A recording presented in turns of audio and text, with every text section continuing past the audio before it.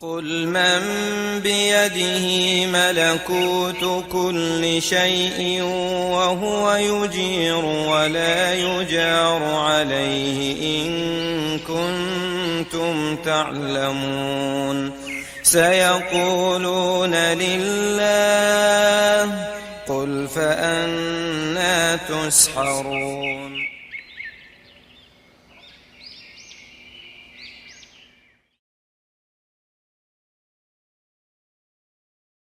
Assalamualaikum warahmatullahi wabarakatuh.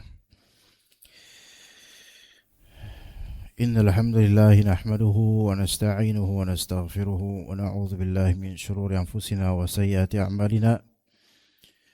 May yahdihillahu fala mudilla lahu wa may yudlil fala hadiya lahu. Asyhadu an la ilaha illallah wahdahu la syarika lahu wa asyhadu anna Muhammadan abduhu wa rasuluhu la nabiyya ba'dahu. يا أيها الذين آمنوا اتقوا الله حق تقاته ولا تموتن إلا وأنتم مسلمون فإن أصدق الحديث كتاب الله وخير الهدي هدي محمد صلى الله عليه وسلم وشر الأمور محدثاتها وكل محدثة بدعة وكل بدعة ضلالة وكل ضلالة في النار أما بعد.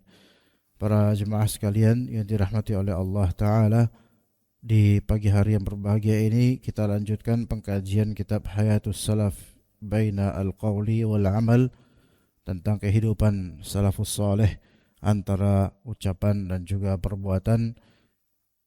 Di jilid pertamanya halaman 41 kita bahas di masih muqaddimahnya yang sangat banyak, di antaranya pembahasan khasa'is wa mazaya salafi an ghairihim. Khasa'is yaitu kekhususan, spek atau spesialisasi salafus saleh, dan mazaya itu kelebihan-kelebihan, maziyahnya dan kelebihan-kelebihan dan apa yang outstanding dari salafus saleh yang jarang atau tidak terdapat pada generasi setelahnya. Maka beliau, yaitu Syekh Ahmad At-Tayyar rahimahullah, beliau menyebutkan ada sekitar 5 alasan mengapa salafus saleh itu memiliki keutamaan, atau apa keutamaan dari salafus saleh. Dan pada pagi hari ini kita fokus pada keutamaan pertama, kedua, dan ketiga. Mudah-mudahan bisa lanjut insyaallah jika waktunya cukup. Maka dikatakan oleh penulis rahimahullah hafizallahu taala, salafun as-salih alaihim rahmatullahi ta'ala lahum fadailu fuddilu biha wa mazaya tamayyazu biha. Salafus salih, salaf kita, pendahulu kita di generasi pertama Islam, yang mana mereka orang-orang saleh, semoga Allah rahmati mereka semua, memiliki keutamaan-keutamaan yang dengan keutamaan itu mereka dilebihkan oleh Allah Subhanahu wa taala. Dan mereka memiliki keistimewaan yang terbedakan. Yang mereka bertamayuz, outstanding, dan terbedakan dengan itu. Tidak sama seperti generasi setelahnya. Wa min a'zami mazayahum wa fadailuhum allati infaradu biha an ghairihim. Nah, kemudian beliau insyaallah akan menyebutkan beberapa poin sebesar-besar keistimewaan dan keutamaan mereka yang tidak dimiliki oleh generasi selain mereka. Kita tahu secara bahasa salaf artinya pendahulu, dan itu merujuk pada 3 generasi pertama Islam, yaitu sahabat, tabi'in, dan tabi'ut tabi'in. Namun bisa juga secara manhaj, salaf itu adalah manhajnya atau pengikut para salaf. Maka sah-sah saja jika ada pernyataan Ustadz salaf, itu sah. Karena maksudnya Ustadz salaf adalah Ustadz bermanhaj salaf. Bisa juga Ustadz salafi, bisa. Ikhwan salaf, sah juga. Sebutan seperti itu disebutkan oleh Syekh Ahmad At-Tayyar di dokumen sebelum ini. Dan juga disebutkan oleh Syekh Muhammad bin Shalih Al-Utsaimin dalam penjelasan beliau terhadap kitab Talkhis Al-Hamawiyah. Jadi Syekh Utsaimin itu punya kitab namanya Talkhis Al-Hamawiyah meringkas dari kitab Fatawa Al-Hamawiyah Al-Kubra karya Syekhul Islam Ibn Taimiyah. Kemudian beliau mensyarah dan menjelaskan kitab beliau sendiri yaitu Talkhis Al-Hamawiyah dan ditafrigh, dokumentasikan menjadi kitab Fathu Rabbil Bariyah bisyarhi Talkhis Al-Hamawiyah.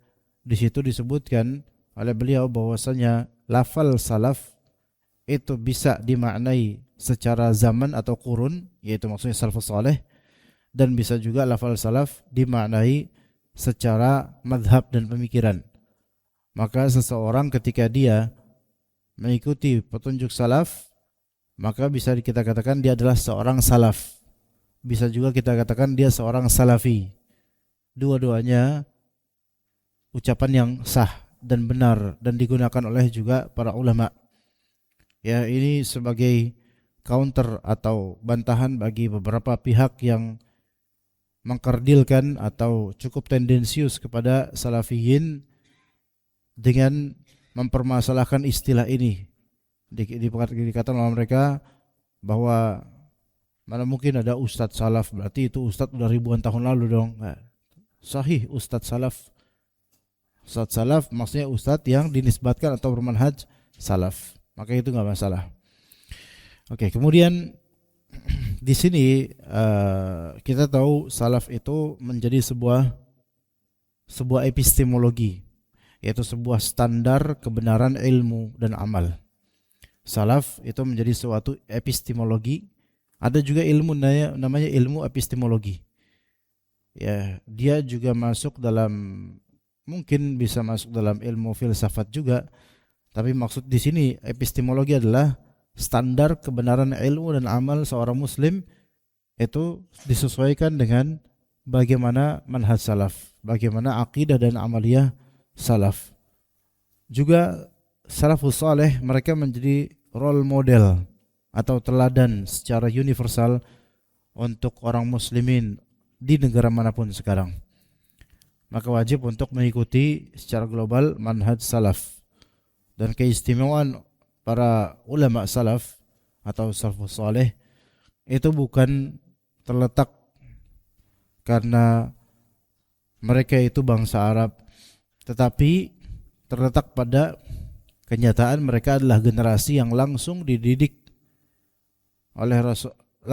oleh wahyu yang sedang turun, yaitu para sahabat, dan diawasi oleh Rasulullah SAW di zaman sahabat, dan kemudian untuk zaman tabi'in dan tabi'ut tabi'in belum banyak terwarnai dengan firqah-firqah atau aliran menyimpang, dan mereka masih istiqamah di bagaimana manhajnya para sahabat. Jadi maka Rasulullah SAW sejak awal sudah memberikan rekomendasi, yaitu untuk manhaj salaf ini, orang-orang salaf ini, yaitu perkataan Nabi SAW, khairul quruni qarni thumma alladhina yalunahum thumma alladhina yalunahum, sebaik-baik generasi adalah generasiku, kemudian setelahnya tabi'in dan tabi'ut tabi'in setelahnya. Tapi kemudian disebutkan oleh Syekh Ahmad At-Tayyar yang pertama, ini yang kita akan lebih fokus di sini. Awalan annahum minal qurunil mufaddalah. Keutamaan salafus saleh itu yang paling pertama adalah bahwa mereka berasal dari generasi yang diutamakan.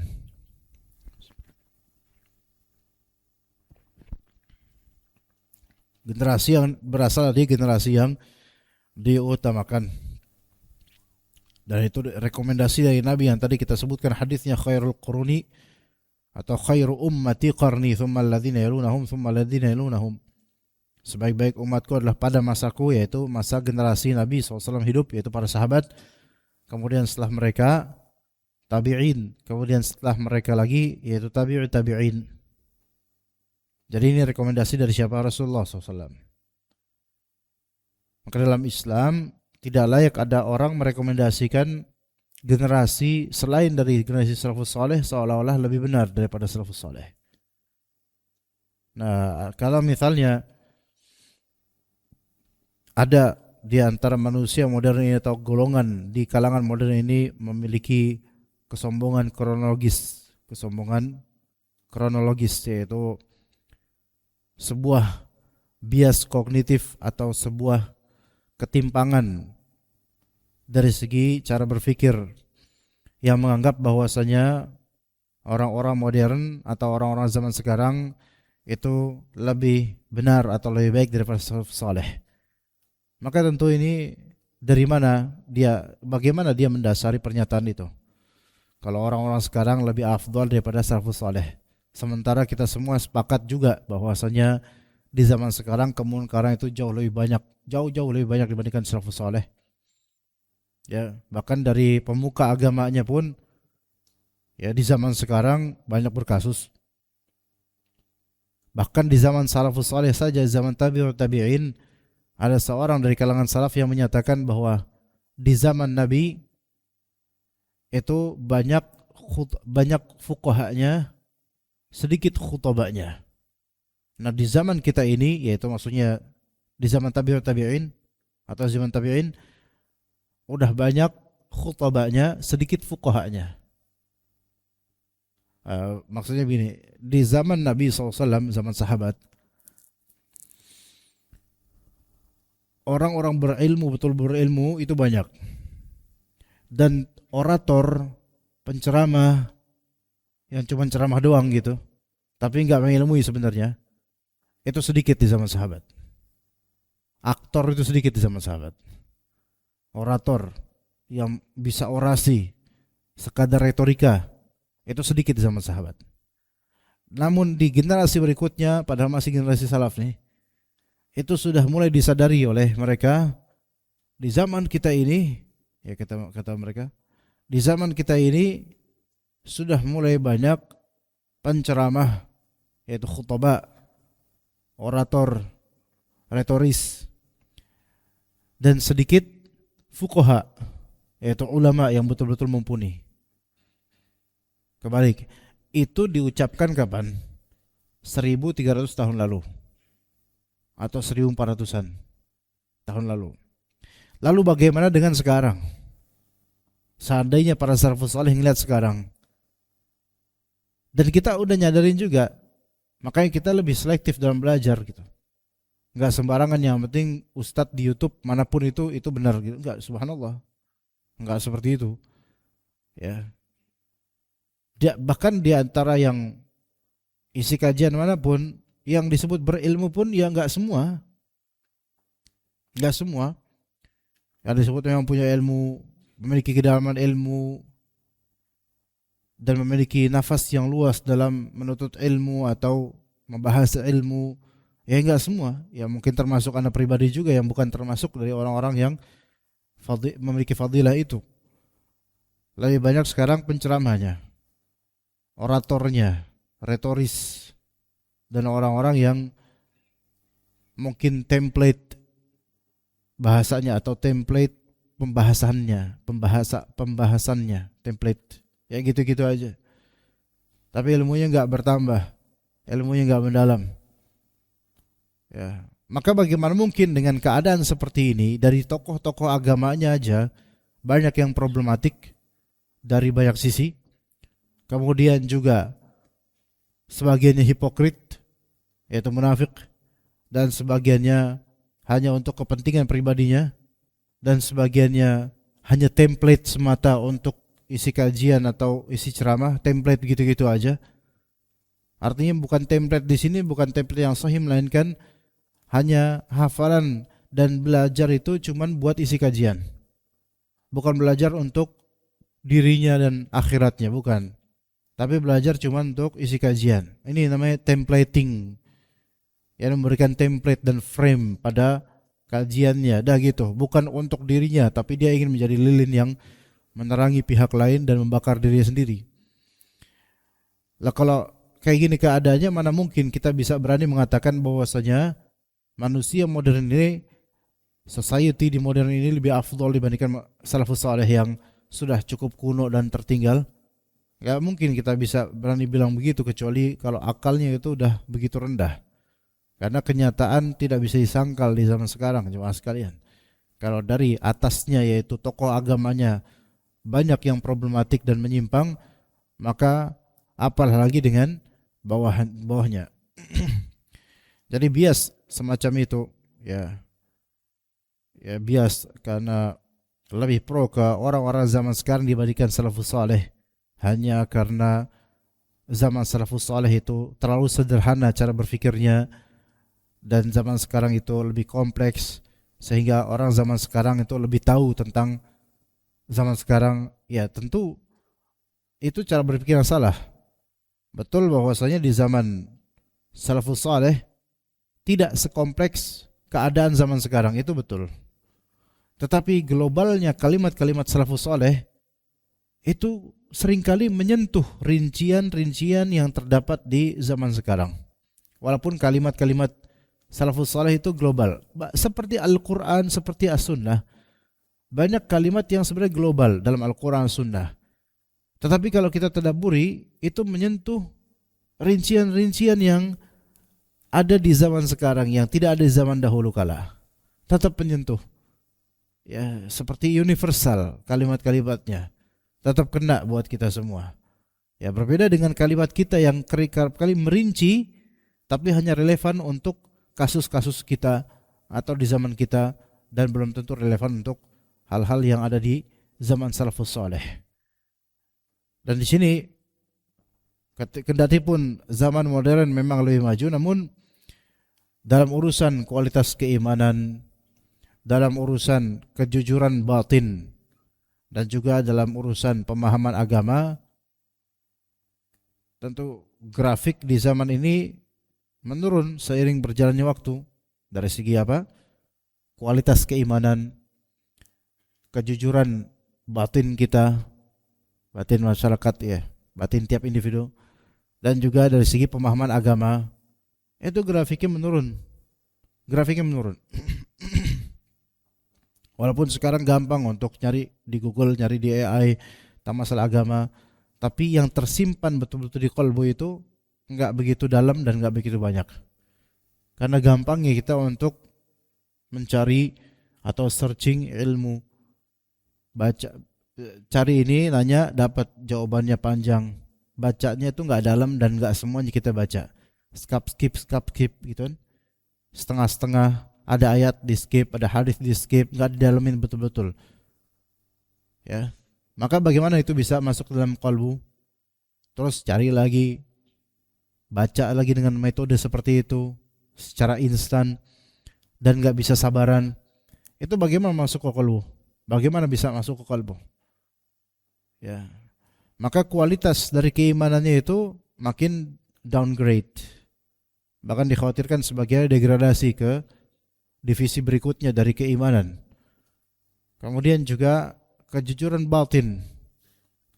Banyak orang kepayahan untuk mau jujur secara batin, karena seringkali itu melakukan lip sync. Di lidah, di bibir, di mulut manis, tapi sebenarnya kalbunya tidak semanis itu. Dia hanya ingin apa? Menjadi influencer, menjadi orang-orang yang dipandang di media sosial, banyak yang nge-like dan seterusnya, dari cari perhatian, banyak yang engagement dan interaksi sosial di media sosial dengan atas nama agama. Ini bisa menjangkiti penuntut ilmu, bahkan bisa menjangkiti dai, bahkan bisa menjangkiti ustadz, bahkan ustadz yang mungkin ternama besar, bukan tidak mungkin arahnya menuju ke sini. Karena godaan syaitan itu berlaku untuk semua insan, bukan hanya orang awam. Semakin besar, semakin tinggi iman, maka semakin kuat pula godaannya. Maka kejujuran batin ini diperlukan. Berbeda dengan salafus saleh yang direkomendasikan dan telah kita tuturkan di pertemuan lalu, bagaimana apa penyebabnya kalam salafus saleh itu lebih bisa diterima dibandingkan kalam orang kita sekarang. Ya, di antara sebabnya karena kejujuran yang ada pada kalbu mereka ketika mereka mengucapkannya. Sementara kita itu, misal seorang salafus saleh bicara, dia bicara sama satu orang. Dia bicara sama satu orang suatu kalimat mutiara. Terus kita nulis di media sosial. Ketika kita typing, tulis, kita send, kemudian terupload, itu boleh jadi dalam satu hari engagementnya bisa ribuan, yaitu ada ribuan orang yang membaca, ada ratusan orang yang nge-like dalam waktu sekejap, yaitu satu hari doang deh. Sementara salafus saleh ini satu orang berbicara satu kalimat yang berfaedah ke satu orang, yang satu orang ini akan meriwayatkan ke orang lainnya, yang terus turun temurun sampai 1000 tahun lebih.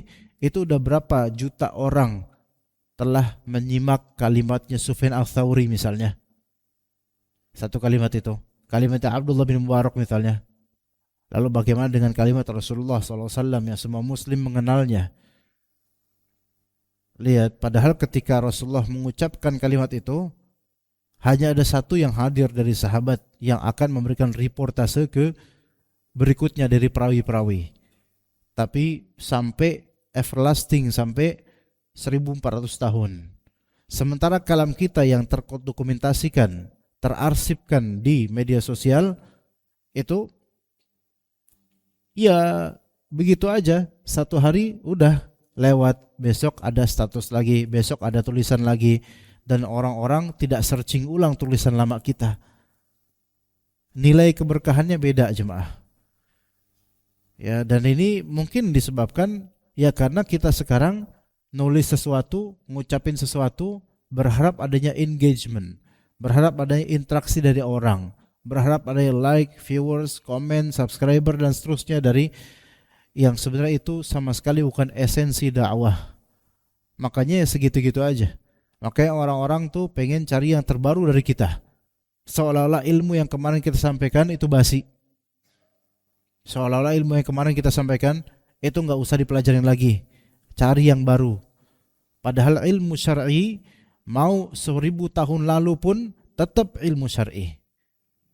Ya, mau kajian pekan lalu pun antum nyimak itu tetap ilmu syar'i. Tapi ya begitulah sudah berubahnya bagi dai-dai kita ini, dan juga para penuntut ilmu juga banyak yang berubah dibandingkan zaman-zaman ketika itu. Ini terbukti bahwasanya kita nggak ada apa-apanya dibandingkan salaf dalam masalah ini. Keberkahan kalimat mereka yang Allah Ta'ala berikan itu betul-betul sesuatu yang tidak bisa disangkal, nggak bisa diperdebatkan. Beda sekali dengan kita. Nabi SAW sampai pernah mengatakan, la ya'ti alaikum zamanun illa alladhi ba'dahu syarru minhu hatta talqaw rabbakum. Tidak datang kepada kalian suatu zaman, melainkan zaman sesudahnya pasti lebih buruk daripada zaman sebelumnya, sampai kalian berjumpa dengan Tuhan kalian. Sampai kiamat maksudnya. Maka sejak zaman Nabi Muhammad SAW sampai seterusnya itu, generasi itu makin buruk. Generasi makin buruk. Tapi makin buruk di sini bukan maksud Rasulullah SAW agar kita ketakutan dan putus asa, bukan. Rasulullah SAW hanya menyebutkan secara global saja, secara ambigu antar generasi, bukan secara single individual.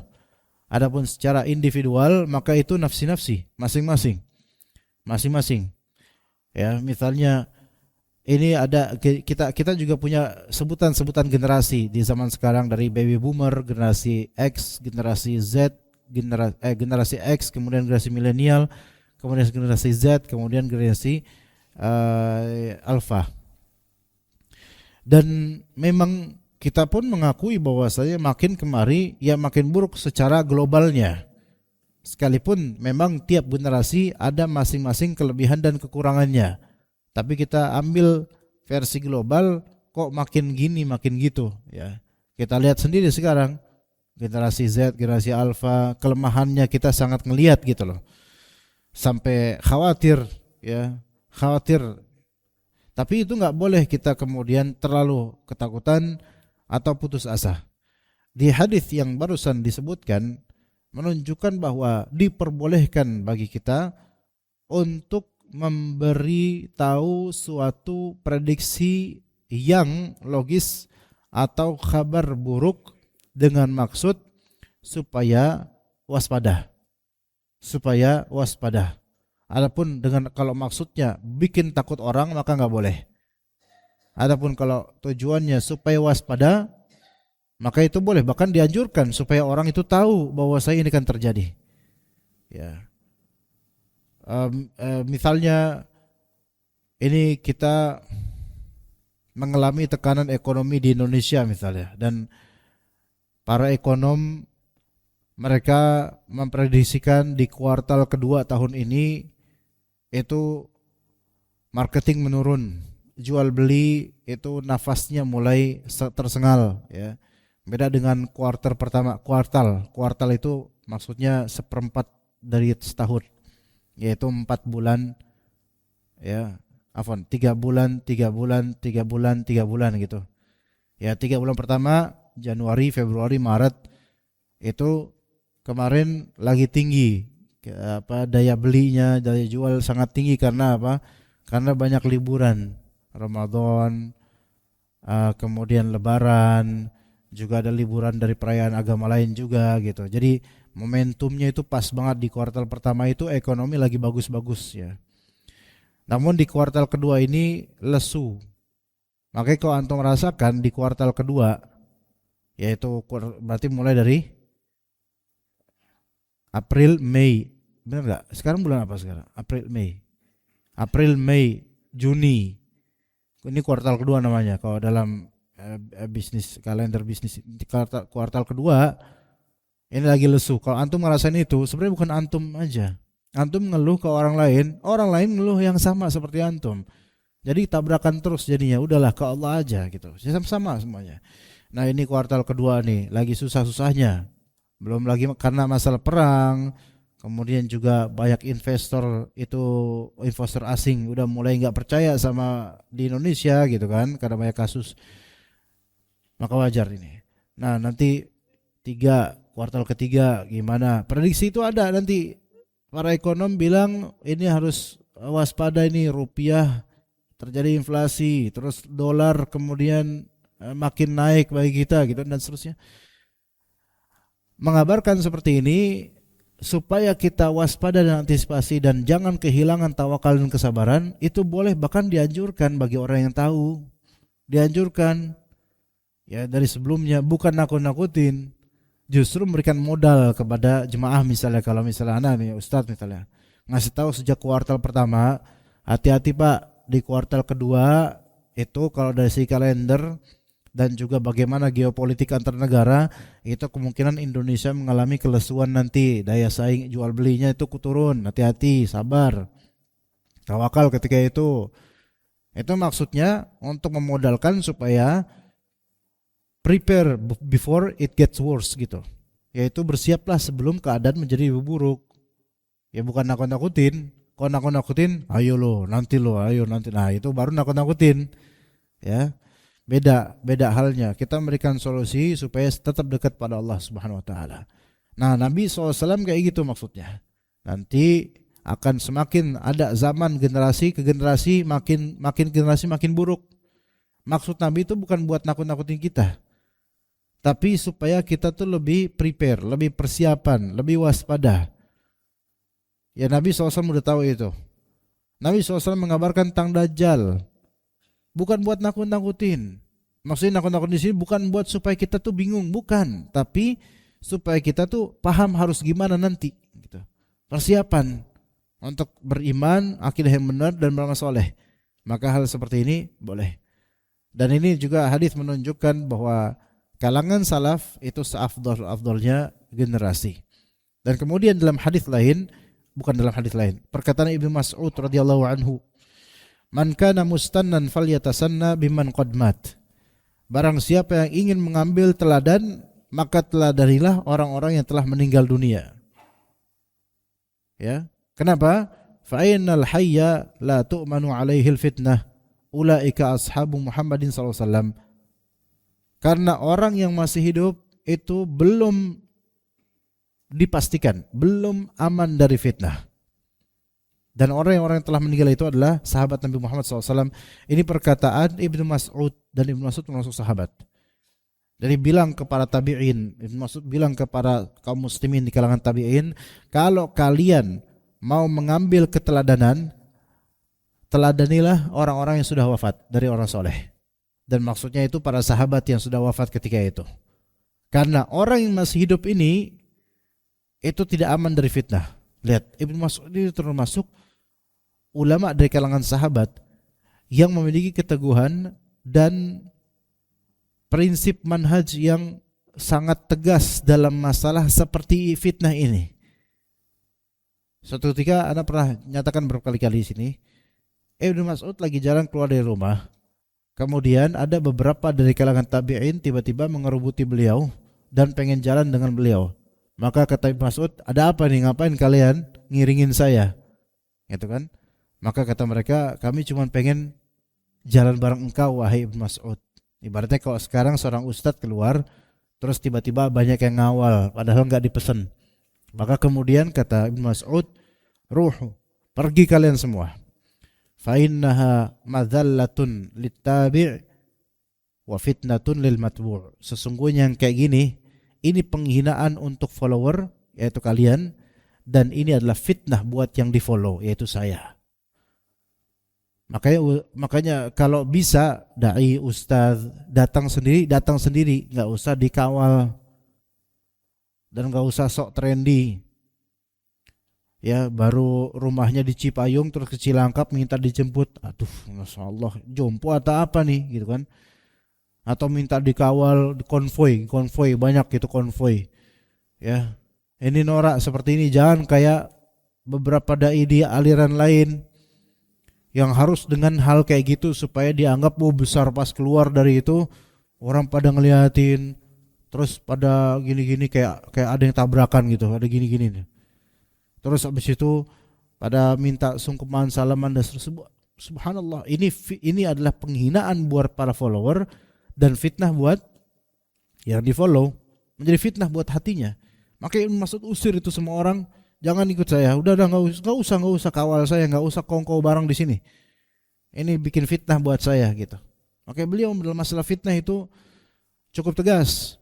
Maka dikatakan di sini, kalau kalian mau mengambil teladan, ambillah teladan dari orang yang sudah wafat, dari kalangan orang soleh.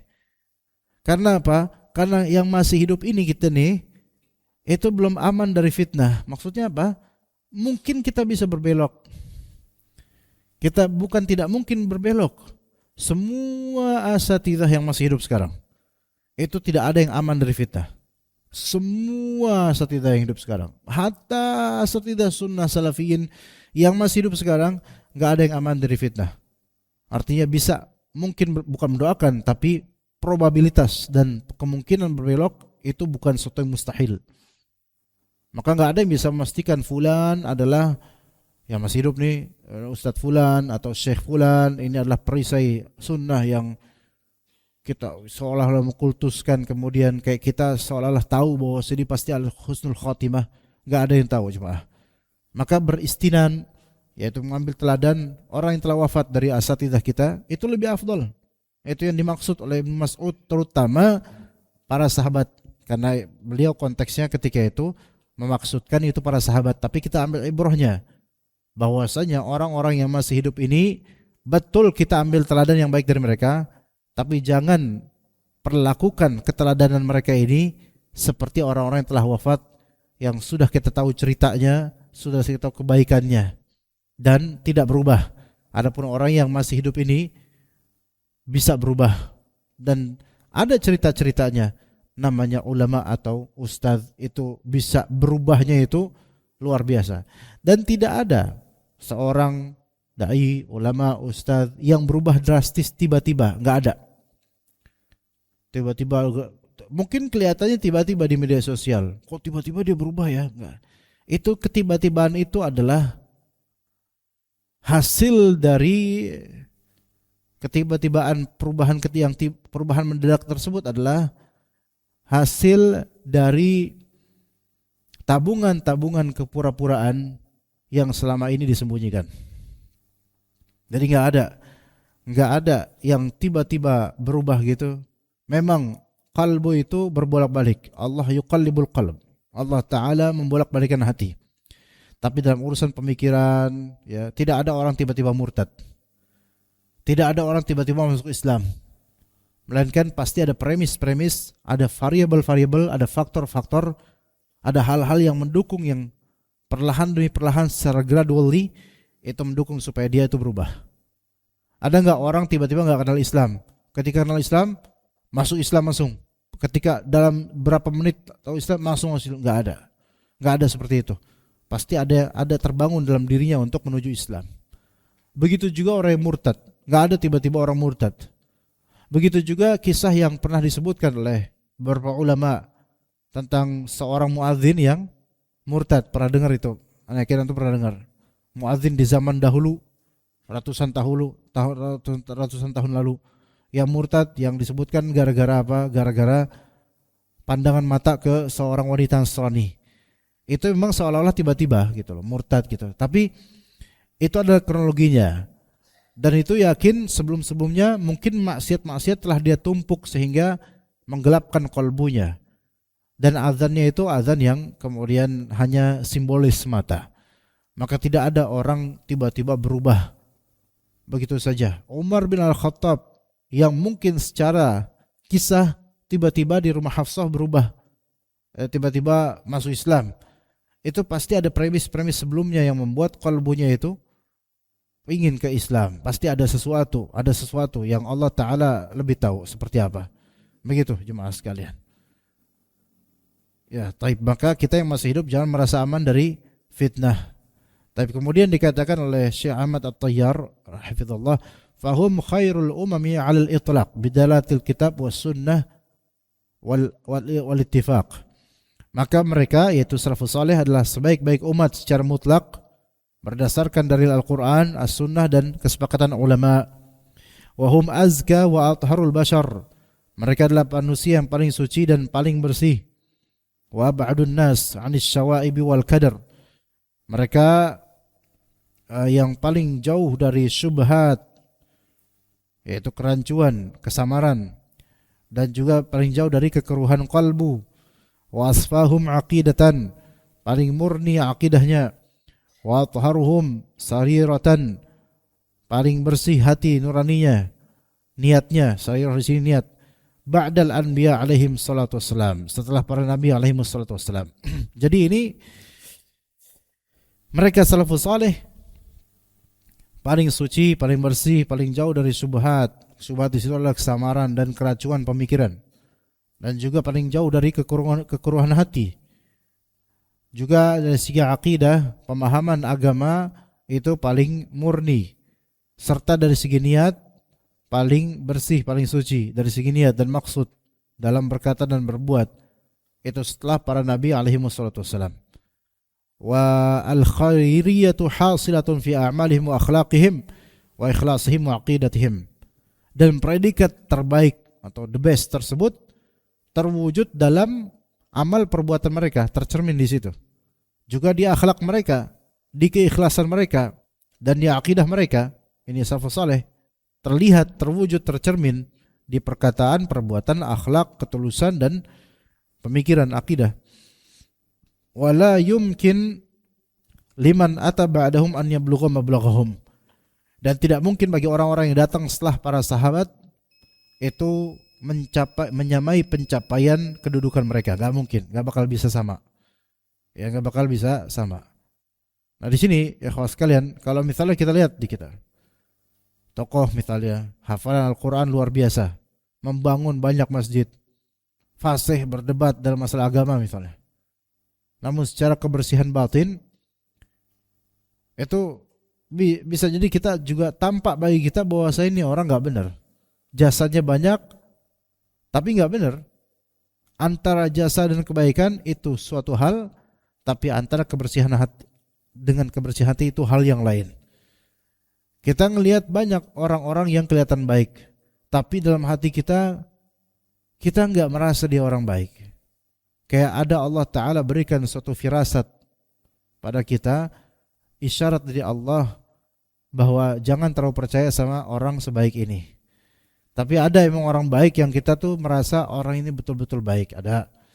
Tapi kadang-kadang kita menemukan fulan itu Masya Allah baik, bikin ini, bikin itu, tapi tetap kita mengatakan nggak tahu ada tuh hartai dari mana, nah gitu.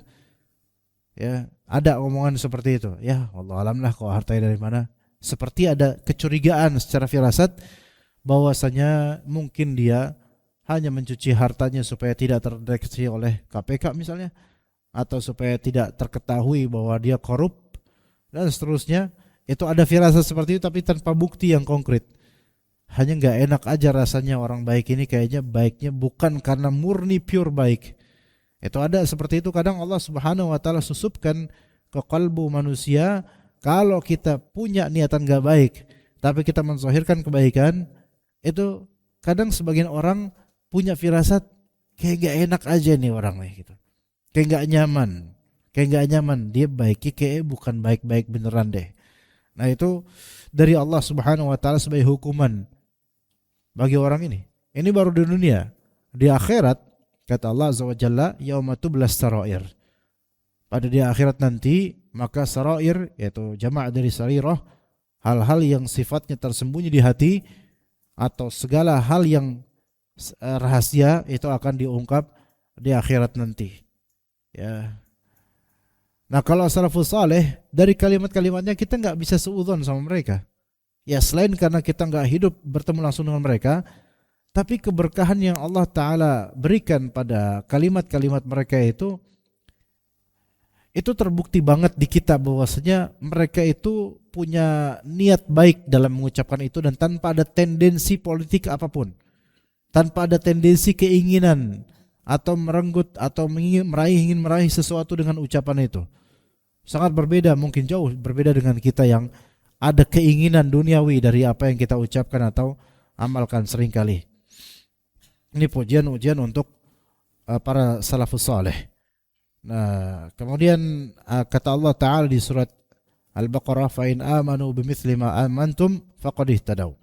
Maka jika mereka beriman sebagaimana kalian para sahabat beriman, sungguh mereka telah mendapatkan petunjuk. Berkata Imam Asy-Syatibi rahimahullah dalam kitabnya, disebutkan oleh beliau, mungkin Anda langsung bacakan terjemah saja karena agak sedikit panjang bahasa Arabnya. Kata beliau, maknanya generasi belakangan yaitu mutaakhirun itu tidak akan pernah bisa mencapai pencapaian generasi terdahulu dari kalangan salafus saleh. Mereka, maka sebaik-baik masa adalah mereka yang melihat Rasulullah SAW dan beriman kepada beliau SAW. Kemudian orang setelah mereka, yaitu tabi'in. Demikianlah keadaannya akan terus berlangsung sampai hari kiamat. Maka kondisi pemeluk Islam yang paling kuat agamanya, paling bagus amalnya, paling benar keyakinannya, dan paling baik keadaannya adalah di awal masa Islam dahulu. Kemudian ia akan terus berkurang sedikit demi sedikit hingga akhir dunia. Gitu. Tapi kalau misalnya kita lihat kira-kira generasi bawah-bawah kita itu makin berkurang enggak? Kelihatannya makin berkurang cuma. Dari segi kualitasnya makin untuk keislaman makin berkurang. Secara globalnya. Adapun secara individunya insyaallah banyak yang lebih baik daripada kita, mudah-mudahan. Tapi secara globalnya kayak makin parah aja nih. Kayaknya makin parah benar. Secara global. Bukan putus asa. Kenyataannya begitu. Ya. Udah banyak sebenarnya yang, tapi Allah Maha Adil. Insyaallah Allah Maha Adil. Pastinya Allah Maha Adil. Setiap individu akan diberikan ganjaran sesuai dengan amal mereka.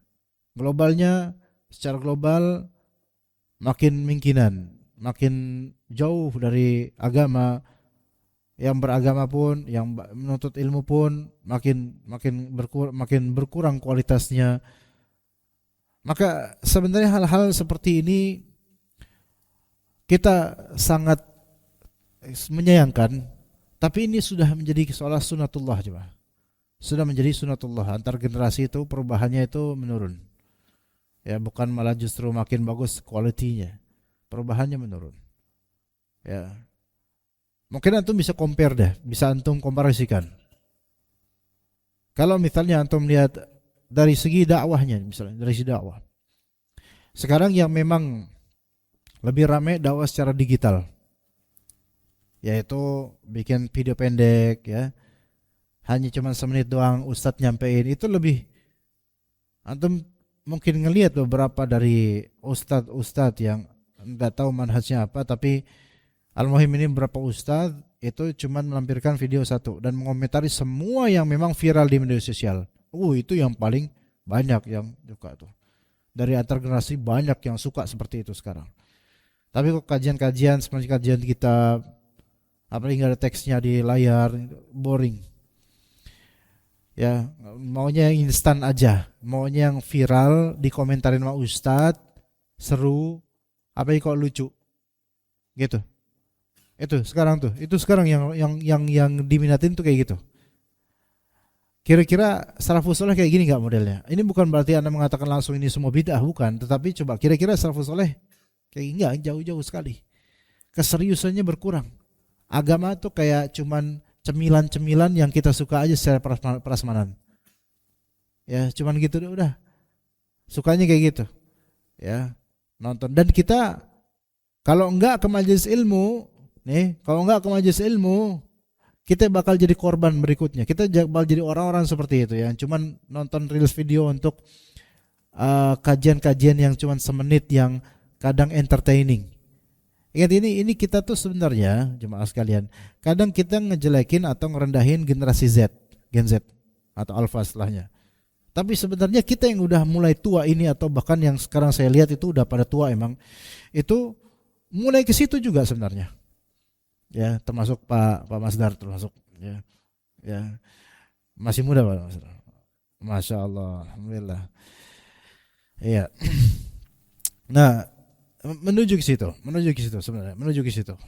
Ya, kita lebih doyan misalnya yang seperti itu.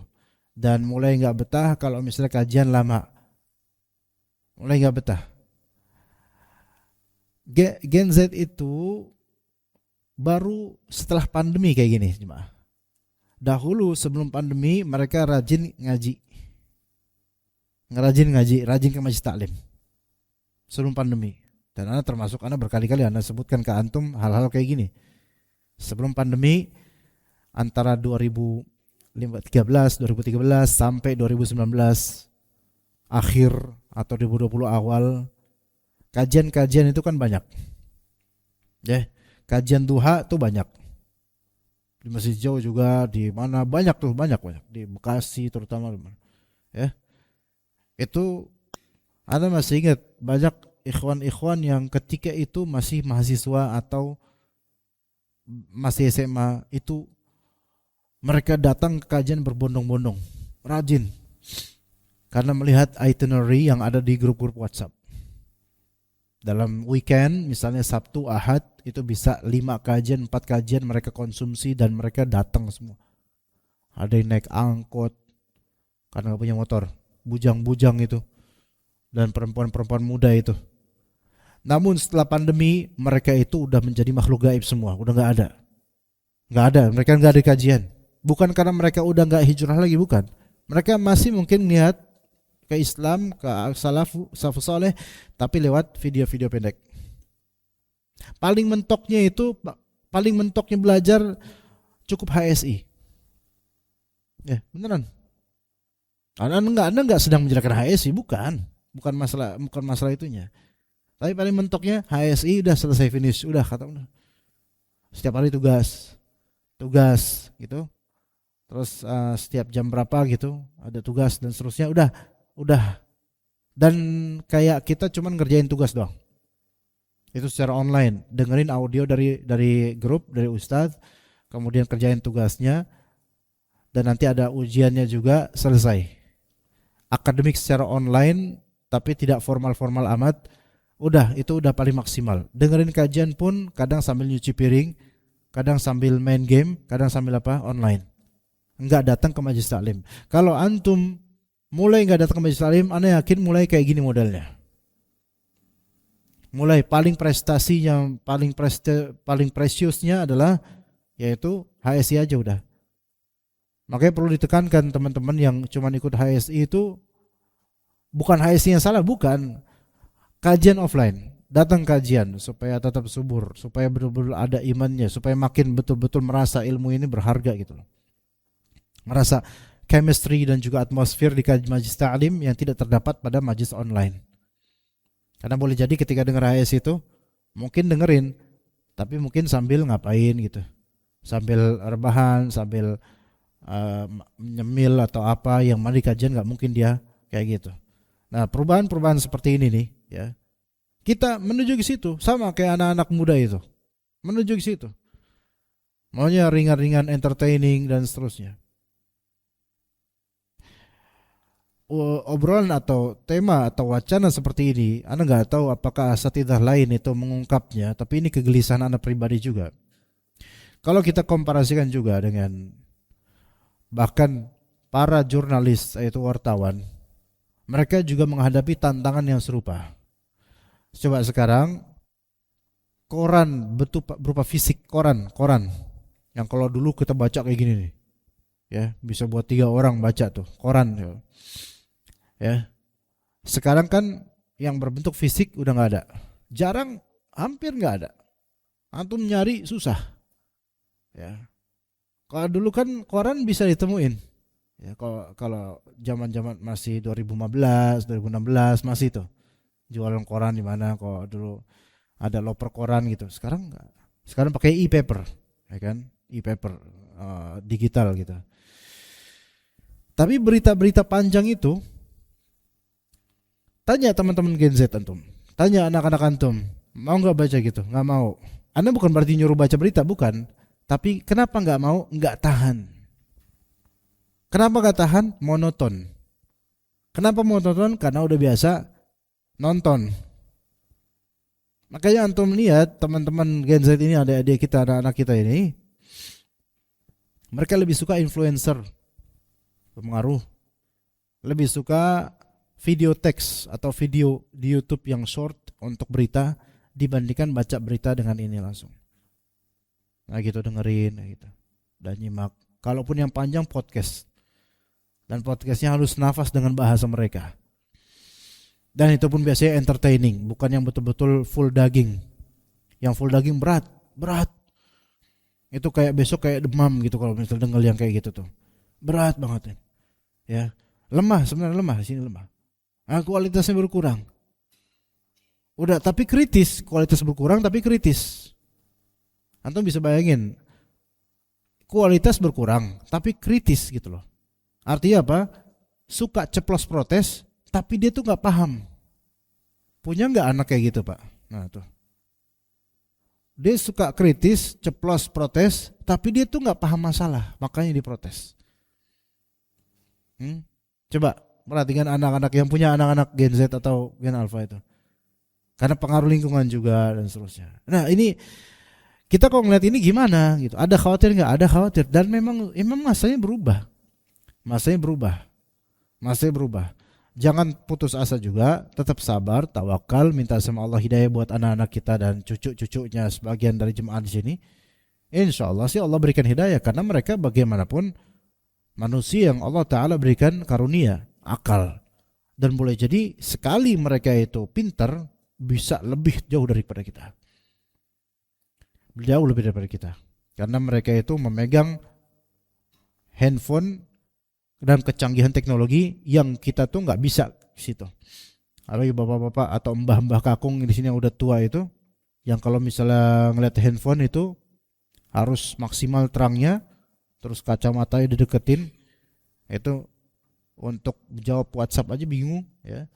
Ya beda dengan generasi-generasi ini. Mereka tuh ini kakek-kakek ini, ya misalnya coba cariin ini katanya gini-gini, dicariin sama Gen Z langsung hoax Pak gitu. Hoax itu nggak benar gitu. Nah, mereka bisa cepet gitu loh. Jadi maksudnya kalau ini generasi sebenarnya diarahkan dengan benar dan diistiqomahkan, itu mereka lebih afdal daripada kita insya Allah. Cuman untuk itu tuh susah. Karena gampangnya distraction dan teralihkannya mereka dari fokus, susah. Ya, mau baca yang panjang-panjang itu udah susah. Ya, kalau mereka baca nih baru 3 paragraf atau berapa menit baca. Udah pengen ada kegiatan lain itu. Kalau antum kan 1 menit kajian tidur gitu, kalau antum kan ya, kalau ini baca dikit males gitu. Capek. Kemarin saya ada seorang bapak-bapak usia mungkin 50 atau 60. Itu bilang, saya suruh anak saya tuh, Gen Z anaknya, baca buku nih 10 jalan menuju surga. Boro-boro dibaca malah dikomentarin, banyak amat Pak jalan menuju surga. Itu kalau bagi orang dulu kurang ajar kan gitu. Kalau bagi generasi X ya, generasi ini anak itu kalau zaman 90 80 itu digaplokin itu sama emaknya itu kalau ngomong kayak gitu, banyak amat Pak jalan menuju surga. Itu kan penghinaan buat agama gitu kan. Tapi itu hal yang biasa cepnya. Makanya tadi saya bilang nyeplosnya itu untuk kritis itu sotoynya luar biasa itu, padahal nggak ngerti gitu loh. Nah kita ada hal yang harus kita maklumin gitu. Nggak langsung gitu, oh kafir kamu nggak bisa langsung bilang gitu, karena ini memang di zaman seperti ini dia hidupnya. Dari awal sudah ada handphone, dari awal sudah ada internet, media sosial, ya begitu. Maka jemaah sekalian, kalau misalnya kita melihat generasi yang semakin turun ini, tidak putus asa, tapi tetap sabar, minta sama Allah supaya Allah berikan hidayah. Dan secara individual, kalau secara globalnya memang makin turun, tapi secara individual, anak antum, anak kita, cucu sebagian dari jemaah sini, itu insya Allah bisa jadi lebih baik daripada orang-orang di atasnya dari keturunan, dari nasab. Insya Allah bisa. Cuman doain yang benar, terus menerus istiqomah doain dan arahkan sampai insya Allah dia lebih baik. Banyak kok sekarang anak-anak yang makin bagus hafalan Qur'annya, banyak sebenarnya.